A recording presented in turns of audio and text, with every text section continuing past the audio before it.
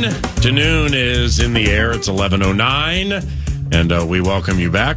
Paul Allen, Nordo, at Parker Fox 24 via X.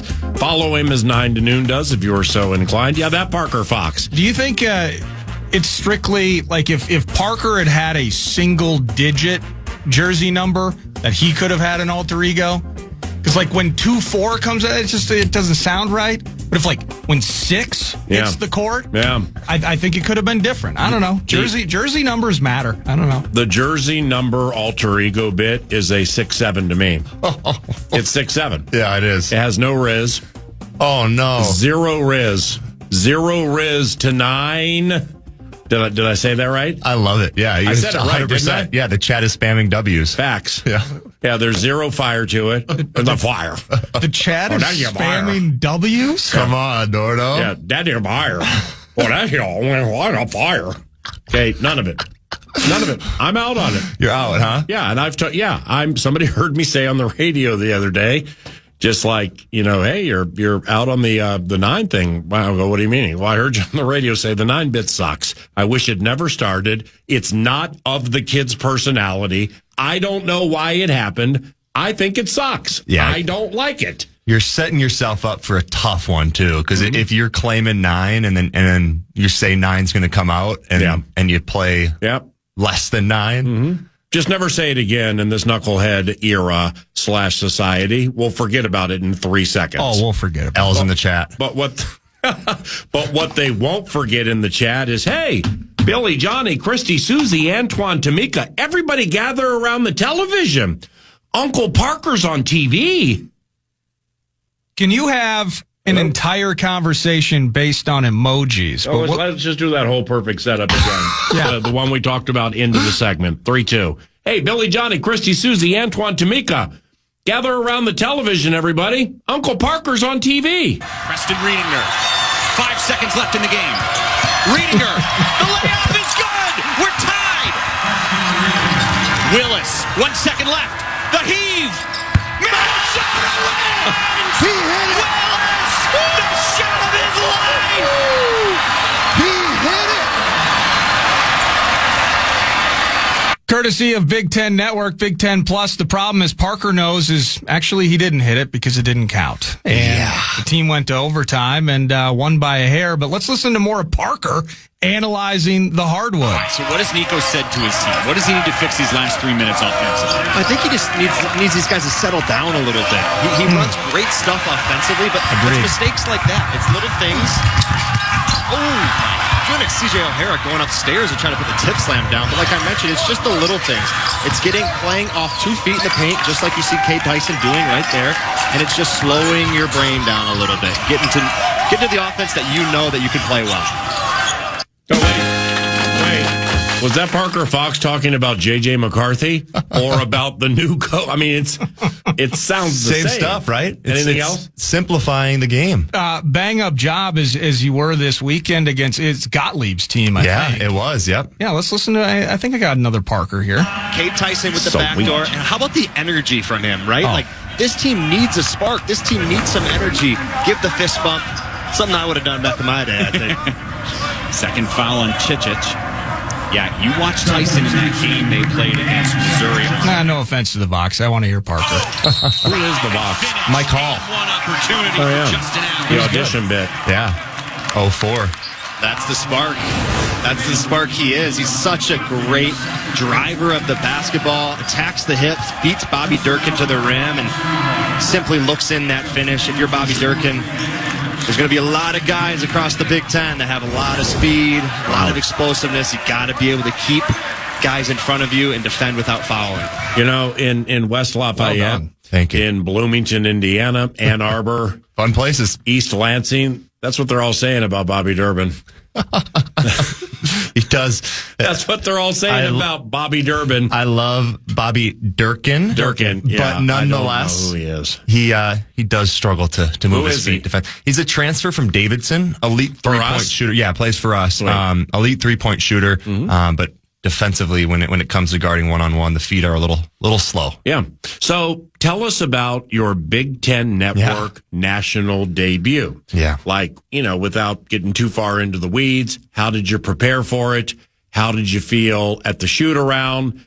How did you feel during the game? Mm-hmm. How did you feel after the game? Well, yeah, I'll tell you what's kind of funny with the whole bid is they're playing Green Bay, right? So this is a Green Bay team who's picked last in the Horizon League. It's a border battle. It is a border battle, but the Gophers were minus 29.5 going into that game. Wow. So my prep became less about the game and more, hey, when Minnesota's up 25, what kind of backstories can we run on some guys? So just hold on here 1 second. I can't text about things like this. Yeah. But if he ever sends you something like that this individual team on the comeback trail with the new coach, at that, fill the tank. Are you kidding me? They're favored by 30 points over anybody outside of a junior college team? 30 points over Green Bay. This is a Green Bay team that played St. Thomas on Thursday and lost by almost 30. And this is with all due respect. This is simply saying, you're on the comeback trail. Yes. Your coach is well respected. Yes. Well compensated. People believe in him. And the belief is it will happen. But that doesn't mean it has to be 3 games into it. Yeah. Totally. Bobby Durkin, though. Bobby Durkin, though. But he's got good players. Coach Gottlieb, he really does have good players. And it was 4,000 on the money line. Oh, it was ridiculous. Yeah. If you would have sprinkled Green Bay there and they would have found a way to do it in overtime. Overtime. Yeah. But anyways, like I mentioned. That was. No, but like I mentioned earlier, like I'm doing so much prep of, hey, there's a 29-year-old on Green Bay who was in the Navy for 5 years. Can I do a story on him? Oh, sweet. Yeah, so there's all this stuff that my brain is flowing with, and then I go to the St. Thomas versus Green Bay game on Thursday, and I'm done. This is the type of situation where if St. Thomas beats them by 30, what are the Gophers going to do to them? So that's what's going in my brain. And with Green Bay, you're memorizing, what is it, the Phoenix? The Phoenix, yeah. Yeah, the Phoenix. You're memorizing numbers and body types. That's right. LeBron Thomas, number 22.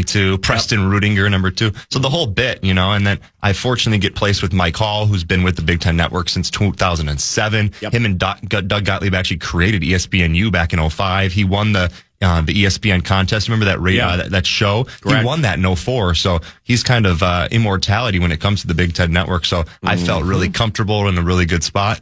And then we got blessed with an absolutely grinder of a game. Right. One where we thought Chauncey Willis hit a half-court shot to win it, but ball was still in his hands with about 0.2 on the ticker. So we go to overtime, and Minnesota cleans it up. Who's Chauncey Willis play for? Minnesota. He's our new point guard transfer from Western Michigan. He was Michigan Mr. Basketball in 2021. But here's the question off that. Yeah. Okay, you're former Maroon and Gold. Yes. Back in my day, which back in your day was, all like 175 back in my days ago. But anyway, yeah, I loved it. But if it had been unfurled from half court by a member of the Phoenix, it still is wow, what a great moment for so-and-so, Tom Marcus Durkin. Hall. Yeah, former announcer at Belmont Park in Saratoga. I mean, he's been waiting for this all his life.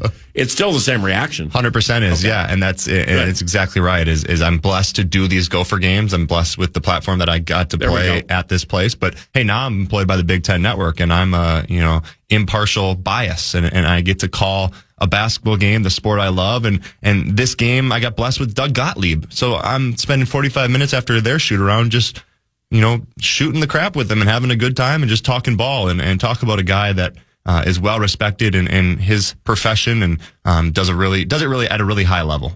Did you say there was a LeBron Thomas? That's right. Yeah, there certainly was. LeBron Thomas, he was a JUCO guy last year. He's a top 5 point guard recruit out of the Division I JUCO level, and still trying to find his foot for the Green Bay Phoenix. When did you, PA, you're a little bit older than I, when did you reach the age where you realized that somebody that you had gotten to the point where somebody that you watched when you were young is now inspiring parents to name their children after? Because and LeBron's still in the league, by the way, but I'm just thinking 03, 04. Well, obviously LeBron Thomas got to be like 19 years old, and he makes his debut, and it's St. Mary's Catholic or whatever it was that he was at.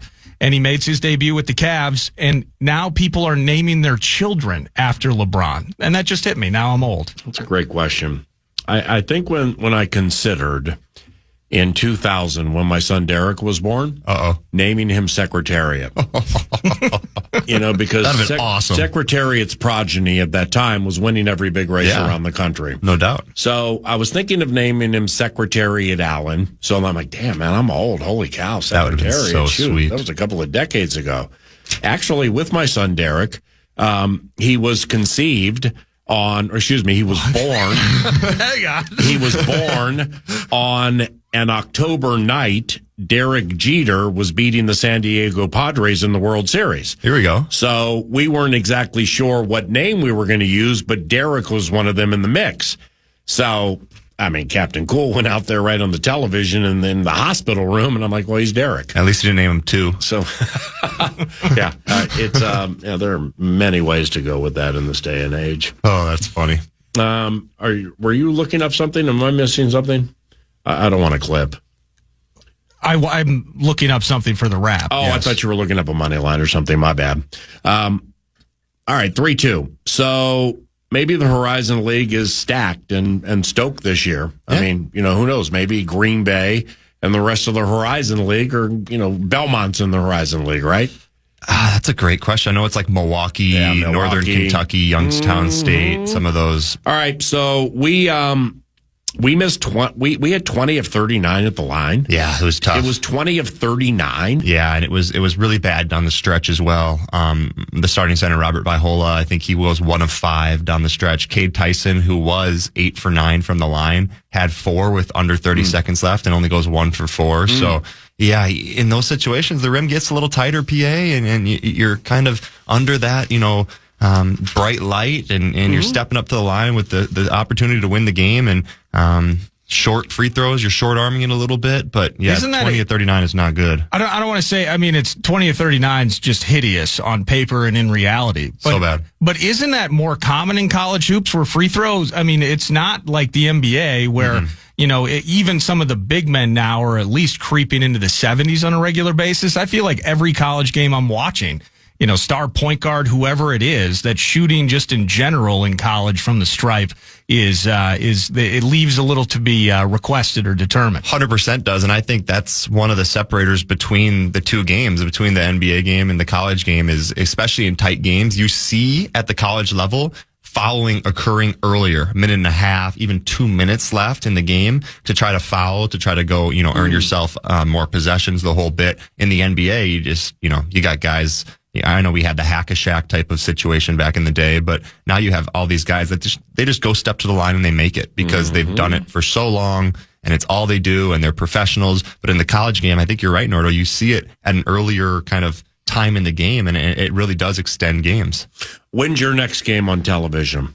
Tomorrow night's a Big Ten Plus game. Sweet. Gophers play Chicago State. Good rap. That's at Williams Arena. And then after that, I don't have one until December 14th. When's your first game against a team without a hyphen? December 14th, I think, is a good game.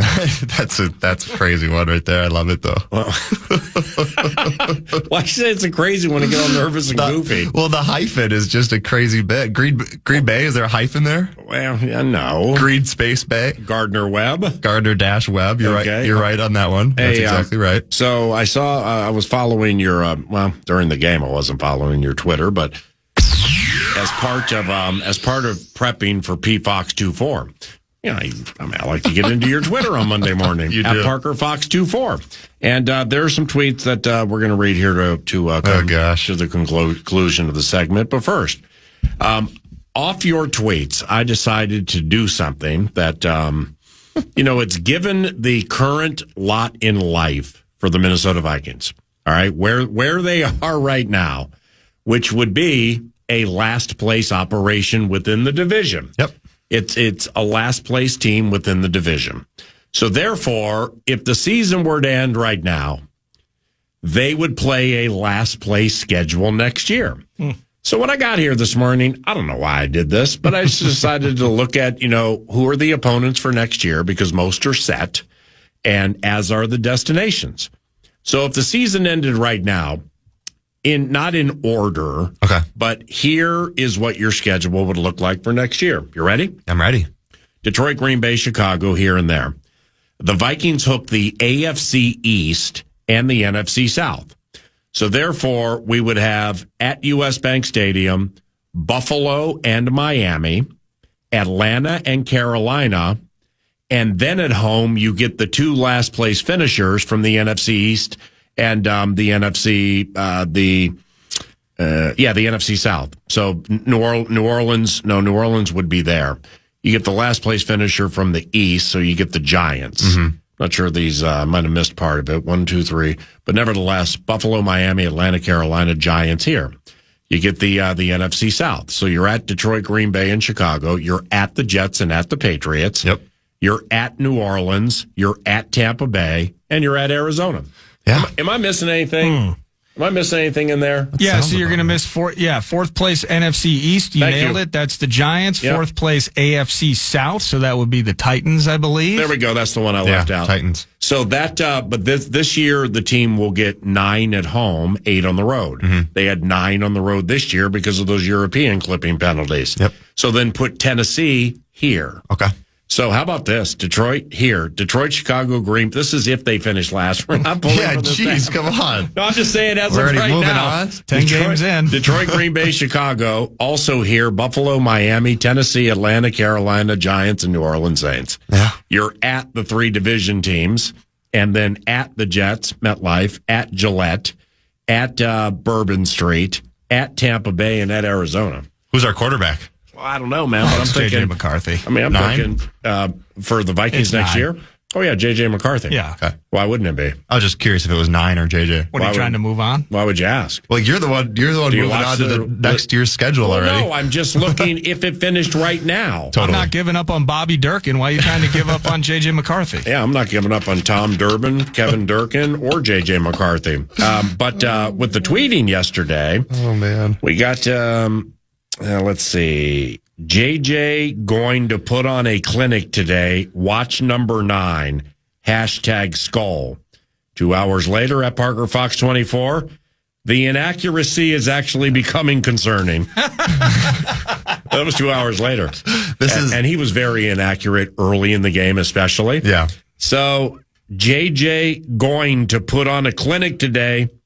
Watch number 9. I had a #skull. I had a feeling when I woke up in the morning, and I don't know what gave me that feeling, but I was so excited, and I always am excited to listen to you and to watch Vikings football, and I drove home at halftime, so I got your bit, hey, let's just get this thing to halftime after the hook and ladder from Jets to Aaron Jones there, which was an awesome bit, but nonetheless, I was so excited, and I just had this feeling about 9 because of what he did at Chicago early in the season. And For a quarter. For a quarter, yes. But I was like, hey, how can we build off that? What did you see from the defense that you liked? Like, where do you go? And Parker, it was a division game. I know. So therefore, Minnesotans who care and get sports like you, or non-Minnesotans like me, who have been here long enough to really enjoy what I do with the team and how the fans react to things with the team, division games are different. They are. This was not Gardner-Webb. This was not Alcorn State. This was not Nick Clifford and Colorado State. Okay, this was not Shedeur Sanders and the Colorado Buffalo. Okay, this is a division game. Yeah. I was up at 4:55 yesterday. I was so excited for this game. I was fired up. And, then I pissed myself off because I started memorizing numbers and body types of the Bears defensive players at about 5:45, and I fall in love with Jackson Dark's running. So then I get to the stadium. I'm like, talking to people on the sideline before the game. What do you think of this? What do you think of this? Nobody liked it. And it's so they're not going to tell me exactly why they didn't like my take. Then you watch the game, and it's clear keeping him in the pocket was a request 100% within was. that game. Yeah. I'm watching Jackson Dart look like a combination of Mike Vick, Lamar Jackson, and Fran Tarkenton against these guys. And then I put it that way to somebody so God's cartoon character could get them to laugh in a tense situation. Well, then they boxed me up. No. Well, yeah, you mean the second time he did that and he was then lost for the game and maybe, he got hurt? It's true. Oh, yeah, that's right. Good point. All right. Have a good day. Best of luck.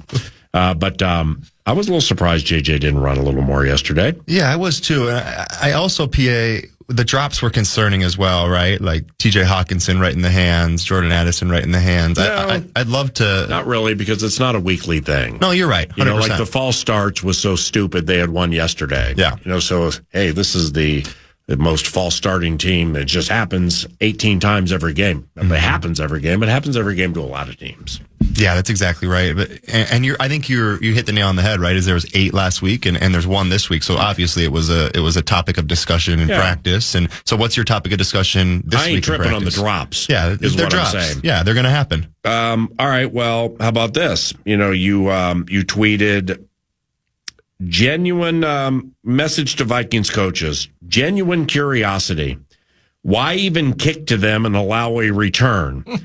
Like, just book it through the back of the end zone and trust your defense, Facts. Okay, here I am with this take, right? So I was on the opposite side of that take. But that was fire. I was sitting with my dad, and my dad goes, don't kick it to them. Kick it through the end zone and make them go earn it. And I said to him, we're not concerned about the kick return. I said, you're both wrong. And I'm about ready to where's the drop right in. answer? Here's the reality. Where's the right answer? Well, because I have factual data off of it. I love it. So what transpired, as I said during the call, by design, it has to be by design because you plan moments like that. So that maybe he mishit it, but that was the design.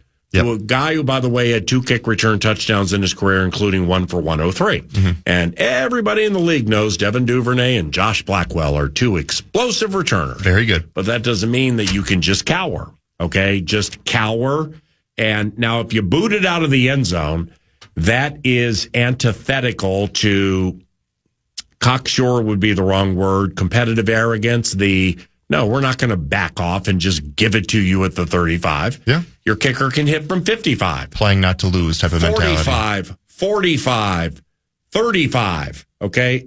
So you got 50 seconds and 3 timeouts to go 30 yards. Yeah, that's the key there is they had timeouts left. People forget about that. You got 50 seconds and 3 timeouts against a defense that's played twice as many plays as you to just go 30 yards. Okay, well, damn it, challenge them.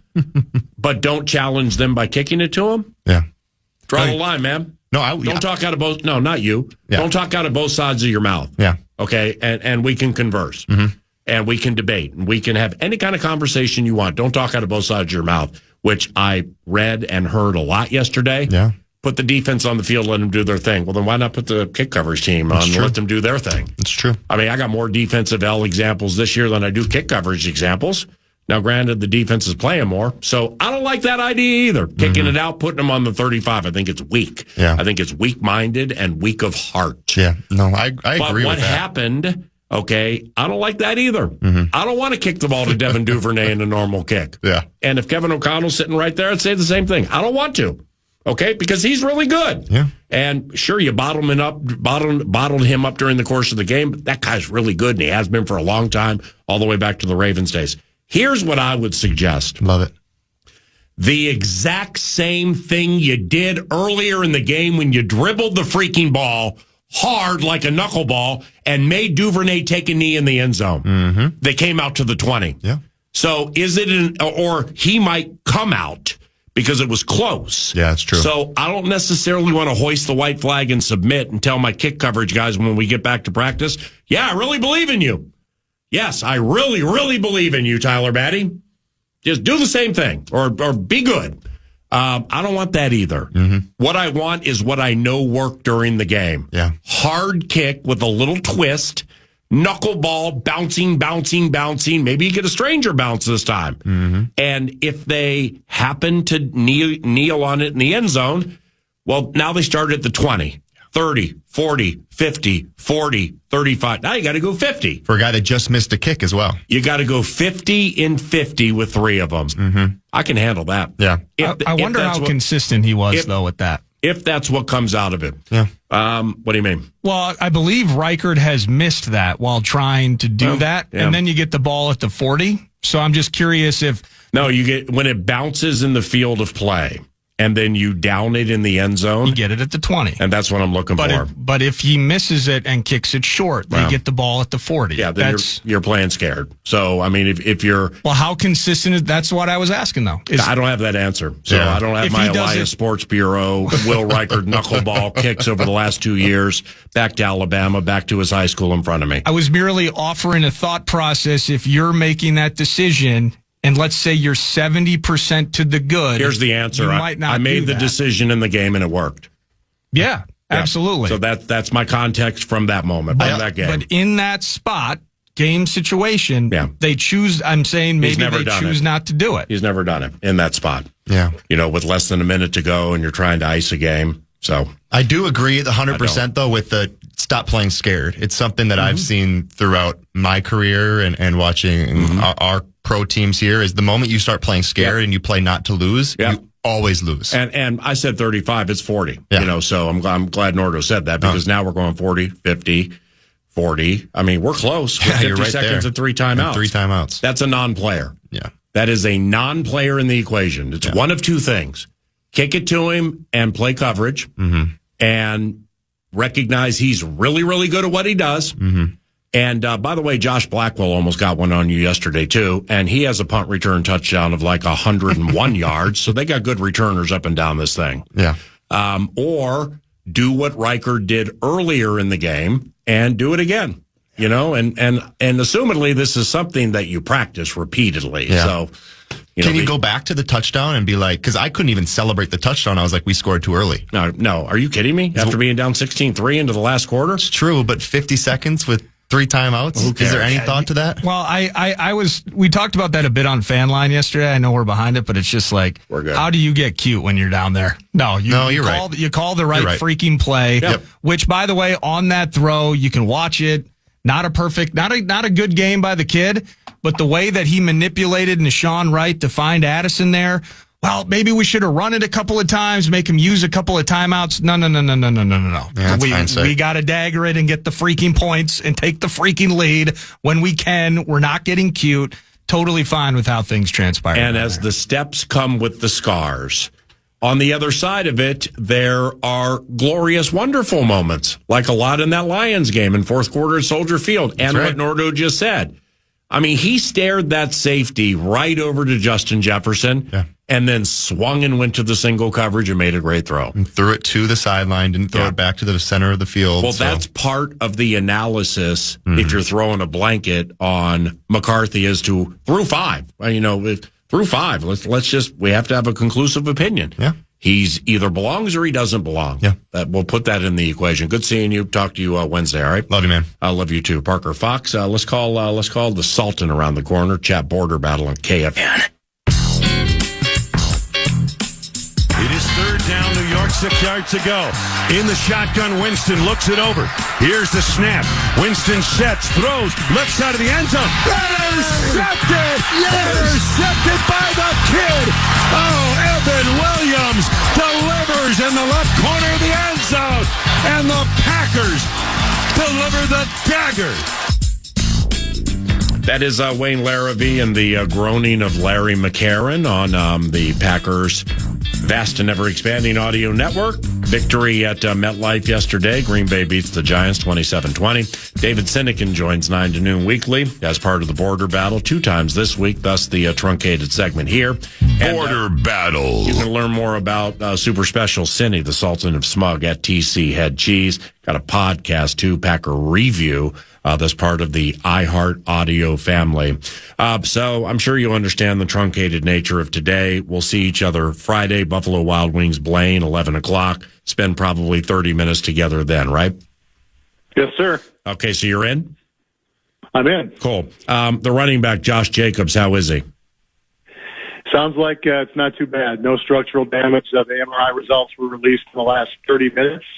Day-to-day, my guess is, just thinking out loud here, I doubt he plays Sunday. Then they play 4 days later at Detroit.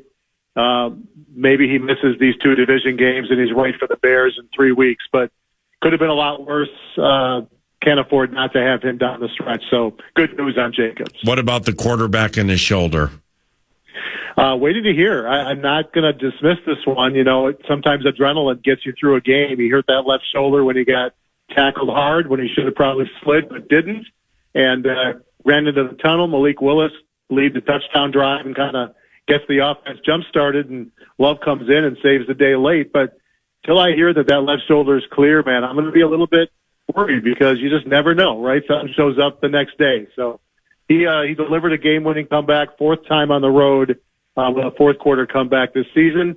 So hopefully he's okay. If Willis has to play, will you consider that serendipity? I always love that one. Wait, I was just kidding. Okay, 3-2. Lucas Van Ness feels like he's going to come back this week. Do you feel it? Yeah, I think so. He practiced limited last week. He was asked Friday if he thought he would play. He said, mentally, I'm ready. I got to prove to the coaches physically I am. I think I am, but I'll be ready when they want me. It sounds like next Sunday. Again, 2 games the next 11 days. They're huge. Rashawn Gary was kind of a no-show yesterday and had some of the snaps taken away by Yannick Barre. So let's get Lucas Van Ness fresh in there and see if he can get after that quarterback. Buffalo Wild Wings, Blaine, feasting Friday at 11 o'clock for a border battle. See you there. Can't wait. See you, bud. We'll be right back. I can't wait until tomorrow. Likewise.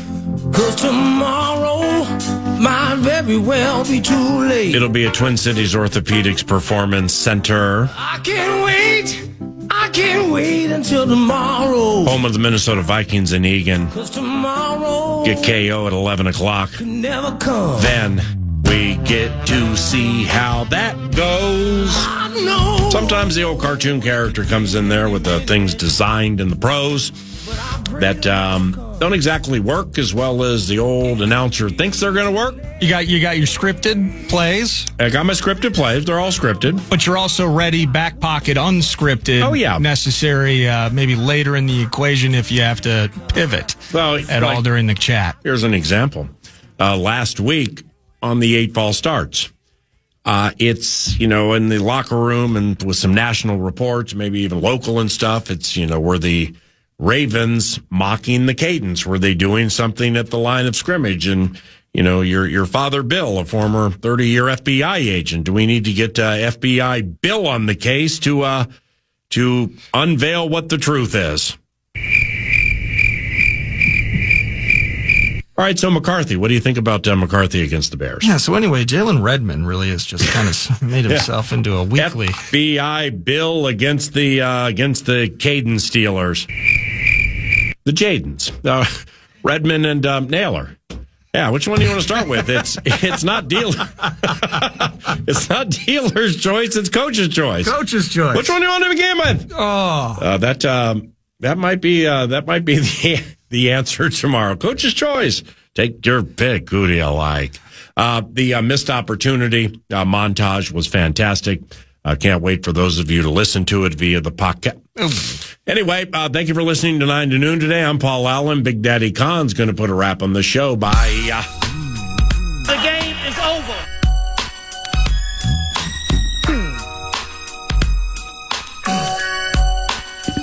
Hey. Fan line, everyone verbally accosted. Just 10 games in, we're all exhausted. We're waiting for a pass, and when the kid lofts it, kick return, cover L, then we lost it. Is this kid actually getting better? I mean, some tough days, not exactly red letter. And we're watching Nixon May, and they're the trendsetters. Watch out for the host, man. He's a heavy petter. Oh, cool. Team's just 4-6. Inconsistency drops, and the kid's thrown 8 picks. Growing pains, sure, and we're taking our licks, but it feels more like weekly kicks in the... Well, okay, now we're on to the border battle. Several days ahead, irresponsible purple prattle. Tomorrow, TCO, and if looks could kill, can't wait for 11, a test of Coach O'Connell's will. The season can't end like that! Podcast today's Paul Allen Show, or listen back to previous show and interviews by going to the iHeartRadio app or KFAN.com.